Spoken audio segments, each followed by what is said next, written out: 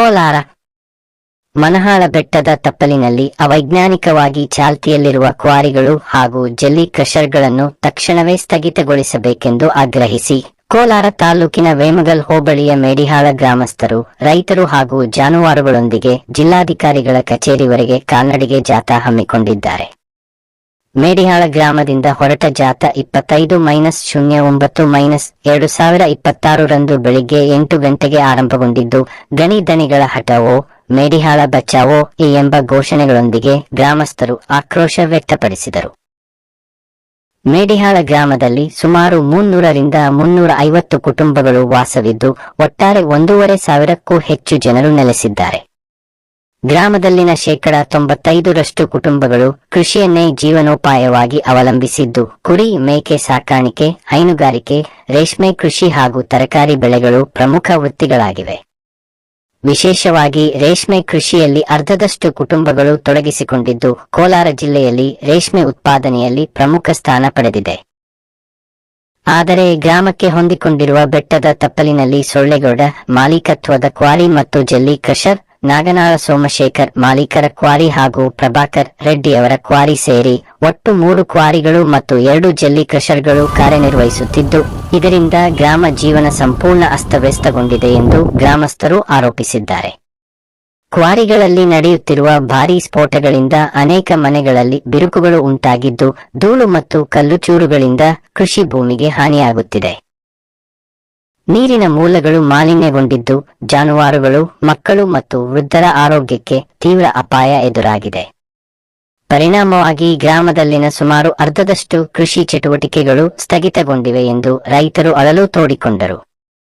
ಜಾಥಾದ ವೇಳೆ ಮಾತನಾಡಿದ ಗ್ರಾಮಸ್ಥರು, ಭಾರತ ರತ್ನ ಡಾ. ಬಿ.ಆರ್. ಅಂಬೇಡ್ಕರ್ ಅವರು ನೀಡಿದ ಸಂವಿಧಾನದಲ್ಲಿ ಪ್ರತಿಯೊಬ್ಬ ನಾಗರಿಕನಿಗೂ ಜೀವಿಸುವ ಹಕ್ಕು ಇದೆ. ಆದರೆ ಕ್ವಾರಿಗಳಿಂದ ನಮ್ಮ ಜೀವನೋಪಾಯ ಮತ್ತು ಪರಿಸರ ಅಪಾಯಕ್ಕೆ ಸಿಲುಕಿದೆ. ಕೂಡಲೇ ಕ್ವಾರಿಗಳನ್ನು ಸ್ಥಗಿತಗೊಳಿಸಬೇಕು ಎಂದು ಒತ್ತಾಯಿಸಿದರು. ಗ್ರಾಮಸ್ಥರು ಜಿಲ್ಲಾಧಿಕಾರಿಗಳಿಗೆ ಮನವಿ ಸಲ್ಲಿಸಿ ಅವೈಜ್ಞಾನಿಕ ಕ್ವಾರಿಗಳು ಮತ್ತು ಜಲ್ಲಿ ಕ್ರಷರ್ಗಳನ್ನು ತಕ್ಷಣ ಮುಚ್ಚುವಂತೆ, ಸ್ಫೋಟಗಳಿಂದ ಹಾನಿಗೊಳಗಾದ ಮನೆಗಳು ಹಾಗೂ ಕೃಷಿ ಭೂಮಿಗೆ ಸೂಕ್ತ ಪರಿಹಾರ ನೀಡುವಂತೆ ಆಗ್ರಹಿಸಿದರು.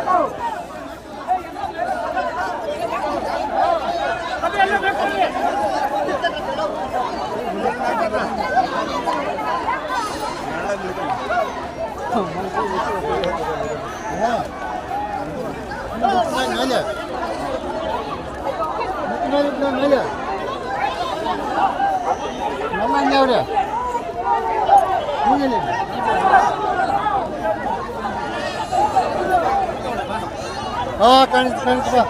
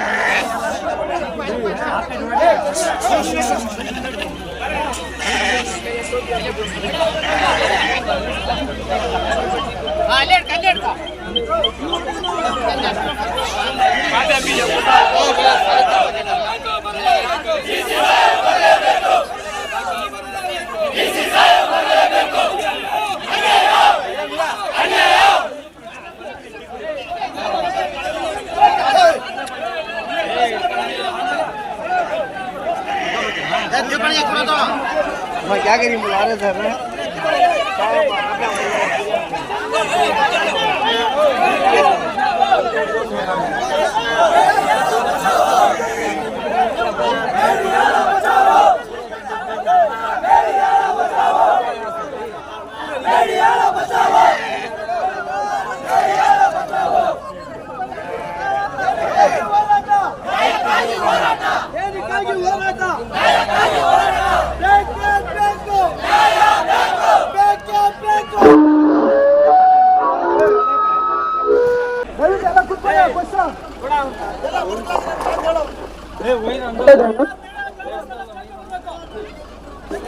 ದಯವಿಟ್ಟು ಎಲ್ಲ ಕುತ್ಕೊಬೇಕು, ಎಲ್ಲ ಸಮಾಧಾನ ಕೂತ್ಕೊಳ್ಳಿ.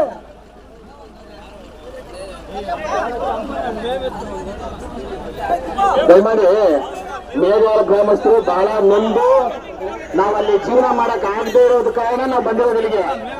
ADC ಅವ್ರು ಬಂದ್ರೆ ಯಾವುದೇ ಕಾರಣಕ್ಕೂ ನಾವು ಮನವಿ ಕೊಡಲ್ಲ. ದಯಮಾಡಿ ಯಾರೋ ನಮ್ಮ ಮೇಲ್ವಾರ ಗ್ರಾಮದಿಂದ ಯಾರ್ಯಾರು ಬಂದಿದ್ದಾರೆ ದಯಮಾಡಿ ರೈತರು ದಯಮಾಡಿ ಕೂತ್ಕೊಳ್ಳಿ, ಎಲ್ಲ ವಿಶಾಲವಾಗೈತೆ.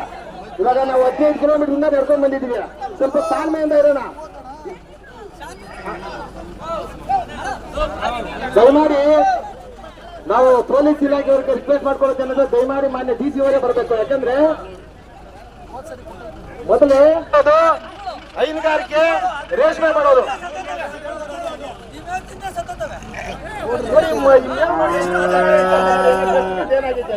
ಈ ಮೇವುಗಳು ತಿಂದು ಅವರಿಗೆ ಸೊಪ್ಪೆಲ್ಲ ಬಿದ್ದೈತೆ.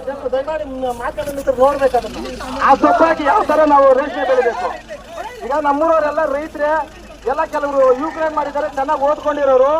ಆ ಒಂದು ಯಾವ ಕಂಪ್ನಿಗೆ ಹೋಗದೆ ಸ್ವಂತ ಕಾಲ ಮೇಲೆ ನಿಂತ್ಕೊಳ್ಳೋಣ ಅಂತ ಬೋರ್ವೆಲ್ ಕೊಡಿಸ್ಕೊಂಡು ವ್ಯವಸಾಯ ಮಾಡೋಣ, ಹುಳ ಮೇಸೋಣ ಅಂತ ಬಂದಿದ್ದಾರೆ.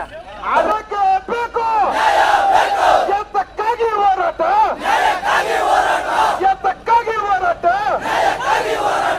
ಎಲ್ಲಿವರೆಗೂ ಹೋರಾಟ, ಎಲ್ಲಿವರೆಗೂ ಹೋರಾಟ, ರಕ್ತವನ್ನು ಚೆಲ್ಲುತ್ತೇವೆ, ರಕ್ತವನ್ನು ಚೆಲ್ಲುತ್ತೇವೆ.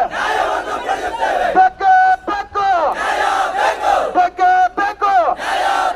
ಗಣಿತಣಿಗಳ ಅಭ್ಯಾಸಕ್ಕೆ ಏನು ಧಿಕ್ಕಾರ, ಗಣಿತಣಿಗಳಿಗೆ ಅನುಕೂಲವಾಗುವ ಅಧಿಕಾರಿಗಳಿಗೆ ಏನು ಧಿಕ್ಕಾರ, ಭ್ರಷ್ಟಾಧಿಕಾರಿಗಳಿಗೆ ಏನು ಧಿಕ್ಕಾರ, ರೈತರನ್ನು ಕಡೆಗಣಿಸುವ ಜಿಲ್ಲಾಡಳಿತಕ್ಕೆ ಏನು ಧಿಕ್ಕಾರ, ತಾಲೂಕು ಆಡಳಿತಕ್ಕೆ ಏನು ಧಿಕ್ಕಾರ. ನಮ್ಮ ಬೆಟ್ಟ, ನಮ್ಮ ಬೆಟ್ಟ, ಬೆಕ್ಕ ಬೆಕ್ಕು, ಬೆಕ್ಕ ಬೆಕ್ಕು. ಜಲ್ಲಿ ಕೆಲಸಗಳನ್ನು ತೊಲಗಿಸಿ, ಜಲ್ಲಿ ಕಚೇರಿಗಳನ್ನು ತೊಲಗಿಸಿ, ಮೇಡಿಯಾರವನ್ನು ಉಳಿಸಿ. ಜಲ್ಲಿ ಕಚೇರಿಗಳನ್ನು ತೊಲಗಿಸಿ, ಜಲ್ಲಿ ಕಚೇರಿಗಳನ್ನು ತೊಲಗಿಸಿ. ಜೈ ಕಿಸಾನ್, ಜೈ ಕಿಸಾನ್, ಒಂದೇ ಒಂದೇ. ಸೊತ್ತೆ ಇಲ್ಲ ಸೋಲುವುದಿಲ್ಲ, ಸೊತ್ತೆ ಇಲ್ಲ ಸೋಲುವುದಿಲ್ಲ. ರೈತರನ್ನು ಸುಟ್ಟ ಬೆಂಕಿ, ರೈತರನ್ನು ಸುಟ್ಟ ಬೆಂಕಿ. ಬೆಕ್ಕೆ ಬೇಕು, ಬೆಕ್ಕೆ ಬೇಕು. ಸ್ವಾಭಿಮಾನಿ ಹೋರಾಟಕ್ಕೆ ಏನು ಧಿಕ್ಕರಿ, ಧಿಕ್ಕಾರ ಧಿಕ್ಕಾರ.